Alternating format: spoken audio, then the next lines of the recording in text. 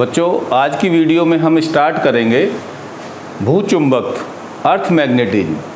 देखिए बच्चों, आपने देखा होगा कि हमारी पृथ्वी एक शक्तिशाली चुंबक की भांति व्यवहार करती है। देखा है?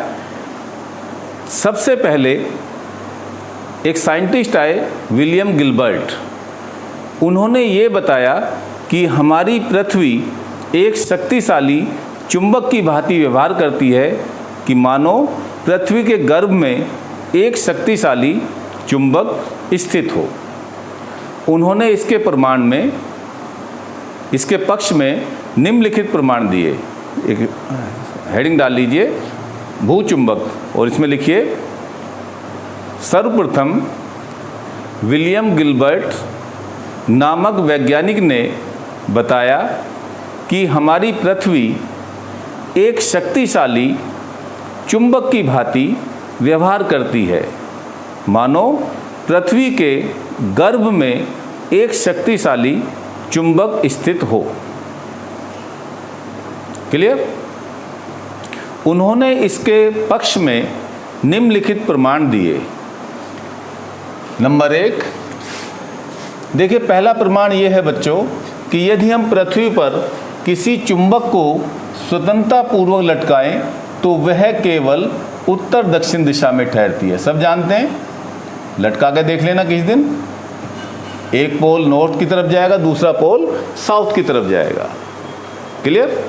नंबर 1, यदि पृथ्वी पर किसी छड़ चुंबक को स्वतंत्रता पूर्वक लटकाया जाए तो वह केवल उत्तर दक्षिण दिशा में ठहरती है। नंबर 2,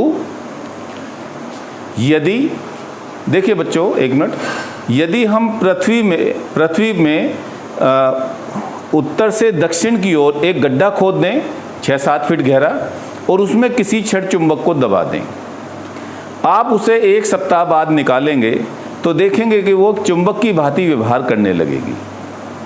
वो लोहे की छड़ एक चुंबक की भांति व्यवहार करने लगेगी।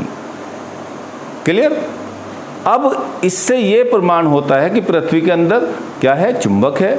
क्योंकि आपने उसको घड़ी साज को देखा होगा कि जब वो घड़ी के छोटे छोटे कलपुर्जे निकालता है तो वो अपने पेचकस को पहले चुंबक पर रगड़ता है। तो चुंबक के संपर्क में रगड़ने से क्या होता है? वो जो उसका पेचकस है वो एक चुंबक की भांति व्यवहार करने लगता है और वो छोटे छोटे कलपुर्जों से चिपक जाता है और उन्हें आसानी से निकाल देता है। क्लियर? इससे भी ये साबित हुआ कि पृथ्वी के अंदर क्या है? एक चुंबक है। नंबर 2, यदि पृथ्वी में उत्तर से दक्षिण दिशा की ओर एक गड्ढा खोदकर किसी लोहे की छड़ को दबा दिया जाए तो कुछ समय पश्चात निकालने पर वह लोहे की छड़ एक चुंबक की भांति व्यवहार करने लगती है। क्लियर? अब देखिए, इसके विपक्ष में बहुत सारे साइंटिस्ट आए और उन्होंने ये कहा कि, और वो सही भी कहा कि पृथ्वी की जो क्रोड है वो पिघली हुई अवस्था में है। मैं आपको वास्तविकता बता दूं कि हम पृथ्वी के अंदर अब तक, आज की डेट तक, केवल 1 किलोमीटर अंदर जा पाए हैं। कनाडा में एक सोने की खान है, हीरे की खान है, और उसकी जो गहराई है वो 1 किलोमीटर है। तो हम पृथ्वी के अंदर अब तक 1 किलोमीटर जा पाए हैं, जबकि पृथ्वी की त्रिज्या कितनी है? 6400 किलोमीटर। मतलब 6300 किलोमीटर तो हम पृथ्वी के केंद्र से अब भी दूर हैं। इसका अर्थ ये है, मैं आपको बताता हूँ कि इसका अर्थ ये हुआ बच्चों कि हम पृथ्वी के अंदर के बारे में केवल परिकल्पना कर सकते हैं, हमारे पास कोई एक्सपेरिमेंटल प्रूफ नहीं है। क्लियर? तो साइंटिस्ट का ये मानना था कि हमारी पृथ्वी की जो क्रोड है, अंदर वाली जो लास्ट लेयर है, सतह है, उसे क्रोड कहते हैं और वो क्रोड पिघली हुई अवस्था में होती है। अब जब वो पिघली हुई अवस्था में है तो इसका मतलब उसका बहुत ज़्यादा तापमान है और इतने तापमान पर किसी चुंबक में चुंबक का गुण रहना, चुंबकीय आघूर्ण रह जाना, वो असंभव है। वो असंभव है। इसलिए गिलबर्ट का यह सिद्धांत ठुकरा दिया गया। तो आप शॉर्ट में लिख लीजिए कि वैज्ञानिकों का मानना है कि पृथ्वी की क्रोड अधिक तापमान के कारण पिघली हुई अवस्था में होती है, जिससे पृथ्वी के क्रोड में किसी चुंबक में चुंबकीय आघूर्ण का रहना या पाया जाना असंभव है। इसलिए गिलबर्ट का यह तर्क ठुकरा दिया गया। क्लियर? चलिए अब बच्चों इसके बाद में हम आते हैं। अब आपके मन में ये प्रश्न उठ रहा होगा कि सर यदि गिलबर्ट का तर्क ठुकरा दिया गया तो फिर सही तर्क क्या है? इसके लिए बहुत सारे साइंटिस्ट आए, केल्विन और माइकल फैराडे, बहुत सारे साइंटिस्ट आए, उन्होंने अपने अलग अलग मत दिए। उनमें से जो मान्य मत हैं, जिनको हम आज तक प्रामाणिकता देते हैं, वो ये हैं। नंबर 1, समझिए भाई, पृथ्वी के अंदर चुंबक तो है। यदि चुंबक तो ना होता तो पृथ्वी के अंदर जो पृथ्वी के ऊपर जो यदि हम छड़ चुंबक को लटका दें तो वो उत्तर दक्षिण दिशा में ना ठहरती। इसका मतलब यह है कि पृथ्वी का जो चुंबकत्व है उसका उत्तरी ध्रुव भौगोलिक उत्तर से विपरीत दिशा में है। मतलब जिधर भौगोलिक उत्तर है उधर पृथ्वी का चुंबक का दक्षिण ध्रुव है, और जिधर दक्षिण ध्रुव है, भौगोलिक दक्षिण ध्रुव है, उधर चुंबक का उत्तरी ध्रुव है। जैसे मैंने ये फिगर में दिखाया हुआ है, ये उत्तरी ध्रुव है तो यहाँ पृथ्वी का दक्षिणी ध्रुव है, और यहाँ चुंबकीय दक्षिण ध्रुव है तो यहाँ पृथ्वी का उत्तरी ध्रुव। जब तो विपरीत ध्रुव में आकर्षण होगा। चलिए, तो इसके बारे में साइंटिस्ट के भिन्न भिन्न मत हैं। जो प्रमाणिक मत हैं, नंबर 1 मैं पहले समझा देता हूँ, फिर आपको लिखा देता हूँ। पहला मत ये है कि जब सूर्य का प्रकाश या सूर्य का विकिरण पृथ्वी के वायुमंडल में आता है तो सूर्य के विकिरण में उपस्थित कॉस्मिक किरणें, कौन सी किरणें बच्चों? कॉस्मिक किरणें। कॉस्मिक किरणें आयन मंडल में उपस्थित गैसों के परमाणुओं को आयनित कर देती हैं, जिससे आयन मंडल में बहुत बड़ी संख्या में मुक्त आयन उपस्थित हो जाते हैं। पृथ्वी के घूर्णन के कारण पृथ्वी में या पृथ्वी के वातावरण में संवहन धाराएं उत्पन्न होती हैं, जिसके कारण पृथ्वी के अंदर शक्तिशाली चुंबक उत्पन्न होता है, चुंबकीय आघूर्ण उत्पन्न होता है। क्योंकि आप जानते हैं I उत्पन्न हो गया तो M बराबर IA। तो नंबर 1 लिखिए, जब सूर्य का विकिरण पृथ्वी के वायुमंडल में स्थित आयन मंडल में आता है तो विकिरण में उपस्थित कॉस्मिक किरणें आयन मंडल में मौजूद गैस के परमाणुओं का आयनन कर देती हैं, जिससे आयन मंडल में बहुत बड़ी मात्रा में मुक्त आयन उपस्थित होते हैं। पृथ्वी के घूर्णन के कारण आयन मंडल में संवहन धाराएं उत्पन्न होती हैं, जिससे पृथ्वी में एक शक्तिशाली चुंबकीय आघूर्ण उत्पन्न होता है। क्लियर? नंबर 2, देखिए पृथ्वी की जो क्रोड होती है बच्चों, वो मेनली दो तत्वों से मिली होती है, NiFe। इसे कहते हैं निफे, ज्योग्राफी की भाषा में इसे कहते हैं क्रोड को निफे। और आप जानते हैं निकिल भी और आयरन भी ये लोह चुंबकीय पदार्थ हैं, अर्थात ये बहुत आसानी से चुंबकत्व का गुण ग्रहण करते हैं। चूँकि ये क्रोड पिघली हुई अवस्था में है तो ये जो पदार्थ हैं हमारे निकिल और आयरन, ये भी पिघली हुई अवस्था में होते हैं। इनके पृथ्वी के घूर्णन के कारण ये पदार्थ भी घूर्णन करते हैं, जिससे पृथ्वी के अंदर एक शक्तिशाली चुंबकीय आघूर्ण उत्पन्न हो जाता है। तो नंबर 2 लिखिए, पृथ्वी की क्रोड लोह चुंबकीय पदार्थ निकिल और आयरन से मिलकर बनी होती है। पृथ्वी के क्रोड में ये तत्व पिघली हुई अवस्था में होते हैं तथा पृथ्वी के घूर्णन के कारण इन तत्वों में चुंबकीय आघूर्ण उत्पन्न होता है, जिससे पृथ्वी के अंदर एक शक्तिशाली चुंबकीय आघूर्ण उत्पन्न होता है। ये बच्चों मैंने आपको नॉलेज के लिए पढ़ा दिए थे, अदरवाइज ये ना तो कभी एग्जाम में पूछे जाते, इसलिए आप इनको एक रेफरेंस के रूप में याद रखिए। अब हम आते हैं भूचुंबक संबंधी परिभाषाएं। भूचुंबक संबंधी परिभाषाएं। नंबर 1, सबसे पहले आता है बच्चों चुंबकीय ध्रुव।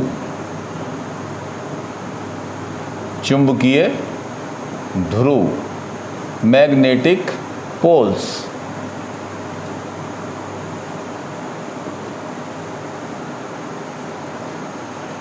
मैग्नेटिक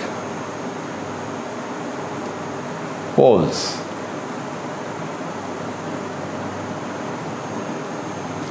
बच्चों चुंबकीय ध्रुव क्या होते हैं? देखिए, आप यदि किसी चुंबकीय सुई को ले जाएं, आप जानते हैं चुंबकीय सुई में भी चुंबक ही होता है, छड़ चुंबक होती है, वो एक नॉर्थ पोल होता है, उसका एक दूसरा साउथ पोल होता है। आप यदि उसे यहाँ रखें तो आप देखेंगे चुंबकीय सुई ऐसे ऊर्ध्वाधर हो जाएगी पृथ्वी के तल के, और यदि आप उसे यहाँ भी रखें तब भी आप देखेंगे कि वो पृथ्वी के तल के क्या हो जाएगी, लंबवत हो जाएगी। तो इन दोनों स्थानों को हम कहेंगे चुंबकीय ध्रुव। तो आप ये कहेंगे दो ऐसे स्थान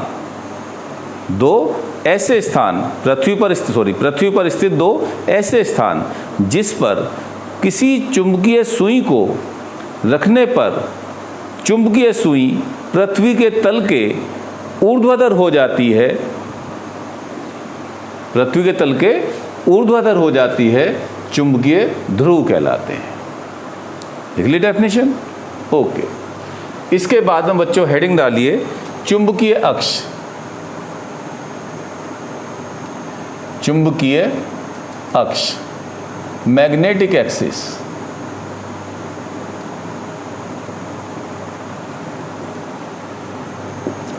तो देखिए, मैंने अभी आपको बताया कि ये जो चुंबक के ध्रुव होते हैं, जो पृथ्वी का चुंबकत्व है, चुंबकीय आघूर्ण है, उसके नॉर्थ पोल पृथ्वी के नॉर्थ पोल के अपोजिट है। तो चुंबक के उत्तर और दक्षिणी ध्रुव भौगोलिक उत्तर दक्षिण ध्रुव से थोड़ा सा डिफरेंट होते हैं। जैसे यदि आप चुंबक लटकाएंगे तो ये उत्तरी ध्रुव है, ये दक्षिणी ध्रुव है, और ये उत्तरी पृथ्वी का ये उत्तरी ध्रुव है और दक्षिणी ध्रुव है। तो आप देखेंगे चुंबक बिल्कुल सीधी इन पे नहीं आने की, बल्कि थोड़ा सा ऐसे हट के आएगी। तो ये बच्चों कहलाती है चुंबकीय अक्ष। तो चुंबकीय अक्ष की क्या परिभाषा हुई कि चुंबक के उत्तर तथा दक्षिण, चुंबक के उत्तर तथा दक्षिण ध्रुवों को मिलाने वाली रेखा चुंबकीय अक्ष कहलाती है। क्लियर हो गया? फिर से एक बार लिखिए, चुंबक के उत्तरी तथा दक्षिणी ध्रुवों को मिलाने वाली रेखा चुंबकीय अक्ष कहलाती है। क्लियर? नंबर 2,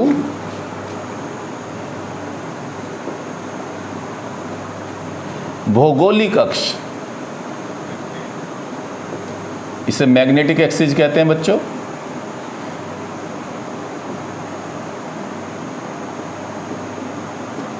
और इसे कहते हैं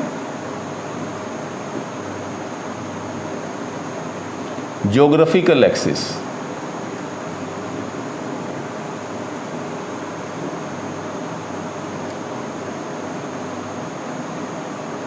ज्योग्राफिकल एक्सिस। तो भौगोलिक अक्ष क्या होती है? अब देखिए, ये हमारे पास बच्चों भौगोलिक उत्तर है और ये भौगोलिक दक्षिण। ठीक है, इनको मिलाने वाली रेखा क्या कहलाएगी? भौगोलिक अक्ष कहलाएगी। और यदि आप देखें तो पृथ्वी भी जो घूमती है वो इस अक्ष के परिधि घूमती है। पृथ्वी जो घूमती है, घूर्णन करती है ऐसे, वो इस अक्ष के परिधि घूमती है। इसको भी भौगोलिक अक्ष कहते हैं। तो इसकी दो डेफिनेशन मैं आपको लिखवाता हूँ। नंबर 1 लिखिए, पृथ्वी के उत्तर तथा दक्षिणी, पृथ्वी के उत्तर तथा दक्षिणी ध्रुवों को मिलाने वाली रेखा भौगोलिक अक्ष कहलाती है। अथवा पृथ्वी जिस अक्ष के परिध घूमती है उस अक्ष को भौगोलिक अक्ष कहते हैं। अथवा पृथ्वी जिस अक्ष के परिध घूमती है उसे भौगोलिक अक्ष कहते हैं। क्लियर हो गया? चलिए इसके बाद में नंबर 3 डेफिनेशन, भौगोलिक यामयोत्तर। भौगोलिक यामयोत्तर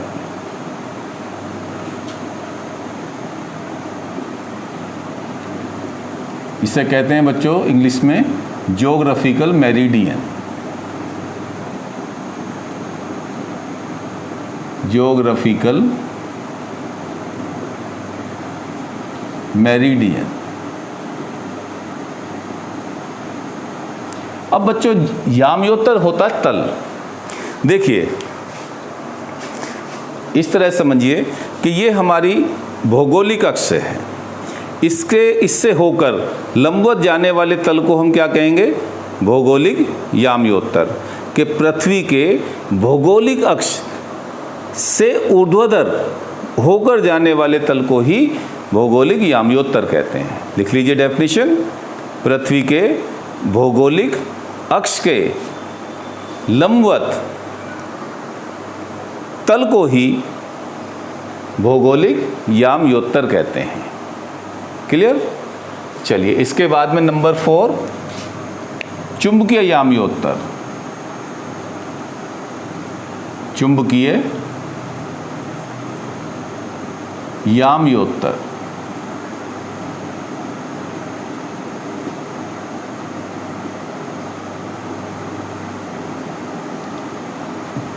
मैग्नेटिक मेरिडियन।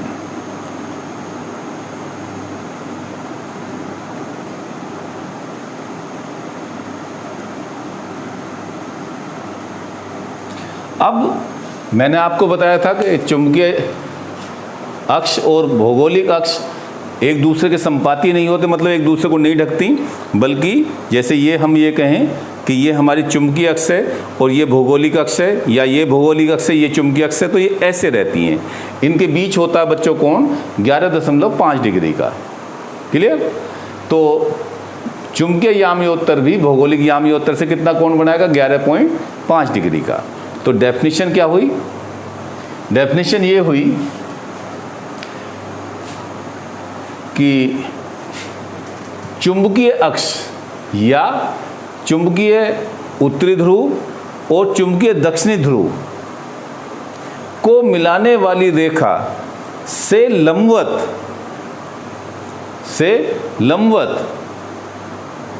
होकर जाने वाले तल को ही चुंबकीय यामयोत्तर कहते हैं। फिर से सुन लीजिए डेफिनेशन कि पृथ्वी के चुंबकीय उत्तरी ध्रुव तथा चुंबकीय दक्षिणी ध्रुव को मिलाने वाली रेखा से लंबवत होकर जाने वाले तल को ही चुंबकीय यामयोत्तर कहते हैं। या आप शॉर्ट में लिखना चाहें तो आप ऐसे लिख सकते हैं, ये बच्चों चुंबकीय अक्ष हो गई कि पृथ्वी की चुंबकीय अक्ष के लंबवत होकर जाने वाले तल को ही चुंबकीय यामयोत्तर कहते हैं। क्लियर आया समझ में आपको? तो बच्चों इस वीडियो में मैं आपको इतना ही कराऊंगा। नेक्स्ट वीडियो में आपको मैं चुंबकीय अवयव और फिर ये टॉपिक आपको फिनिश कर दूंगा। Very thanks.